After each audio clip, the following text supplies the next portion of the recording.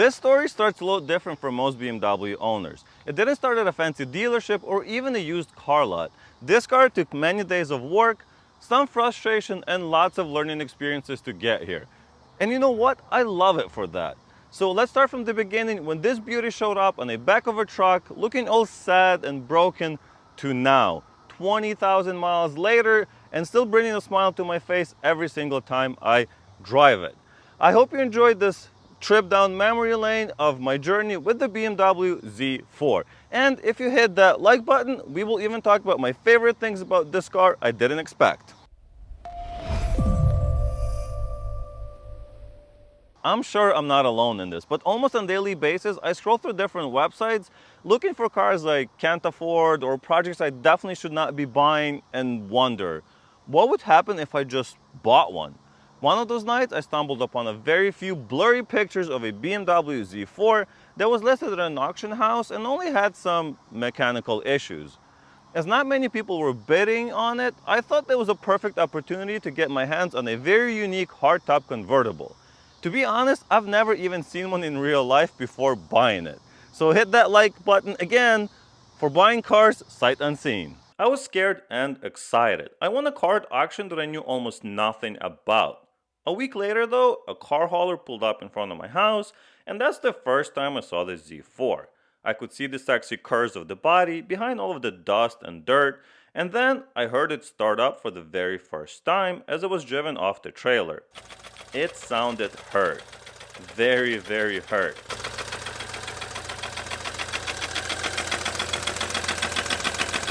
And with my very limited experience at the time, I was excited to jump in and get this engine repaired.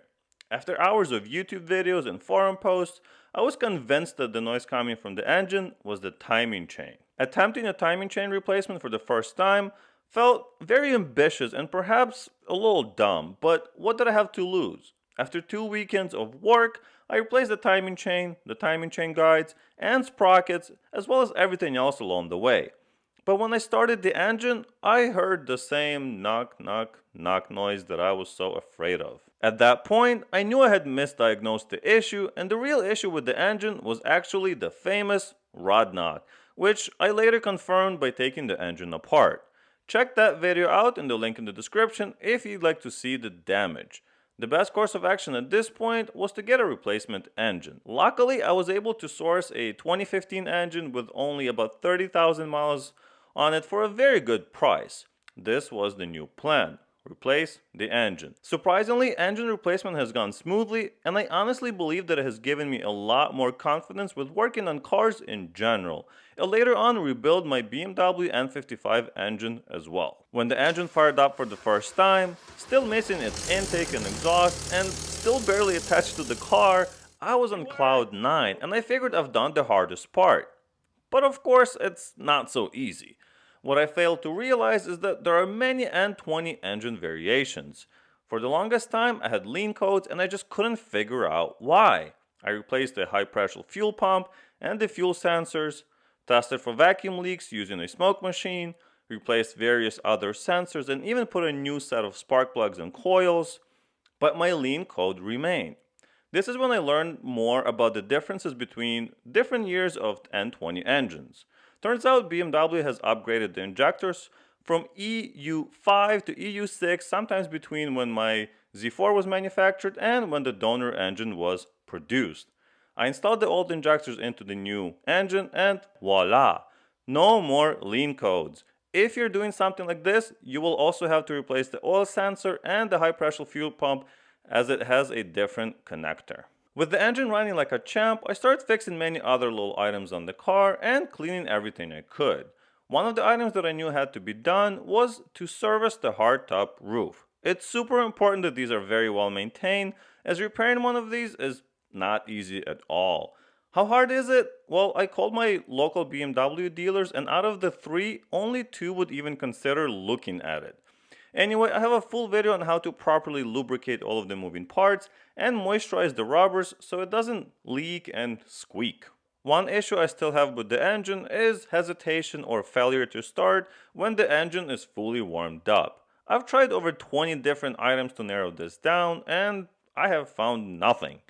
I won't go too much into this as I'm planning on making a video about this specific subject in the near future, so subscribe and see what happens and how I fix it. Even though I enjoyed how the car looked stock, I wanted to make it a little bit more my style.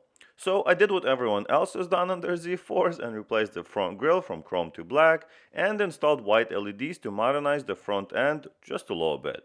I then installed a body color spoiler to lift up the back end as well. After the spoiler, I tinted the windows for that slick hardtop roof, and even though I debated whether I should or shouldn't tint a convertible, I love it. Since my Z4 is a pre-LCI, I also decided to swap out the old blob-looking side indicators for newer style chrome ones, and painted the side reflector body color. These two modifications changed the side profile and gave the car a sleeker look. The biggest difference as far as style was done by the new wheel and tire combination. I went for the M437 style rim that normally comes in the BMW M3 and M4.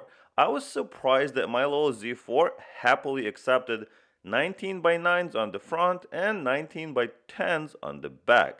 I had the wheels wrapped in some Nitto tires, and this combination has been a dream ever since. It never robbed, and the ride has been decent as well. I must say, this has been my favorite change to the car, and I love how it completely transforms the look.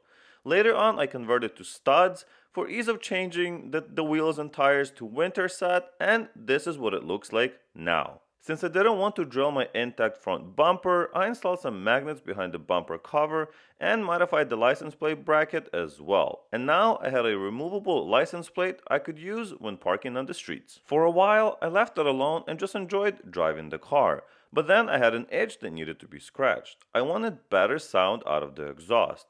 I started by deleting the resonator and replacing it with a Super Sprint stainless steel pipe. It definitely made a difference and added many pops and burbles. Half a year later, I upgraded it further with a Super Sprint Sport muffler, and now she sounds just perfect. Well, at least for a 4-cylinder turbo engine.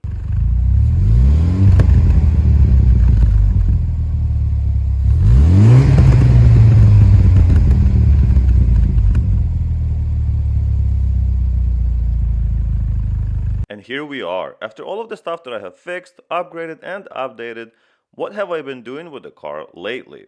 Well, we have had a beautiful summer and I enjoyed taking it on long drives into the country, city, and just around the neighborhood. If you truly enjoy driving and the car's more to you than just an appliance, this Z4 will keep you engaged and having fun while the sun shines down on you and the wind blows through your hair. I like that it doesn't pretend to be a hardcore aggressive sports car. It's a sporty, fun to drive Grand Tourer. To finish off the video, let's quickly talk about the future plans and what I want to do with the car. To start off, this is a long-term car for me. I'm not selling it anytime soon, so expect to see it on my channel for many years to come.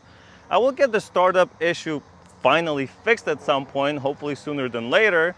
And I'm also planning on installing Apple CarPlay system to bring the infotainment department into the 21st century.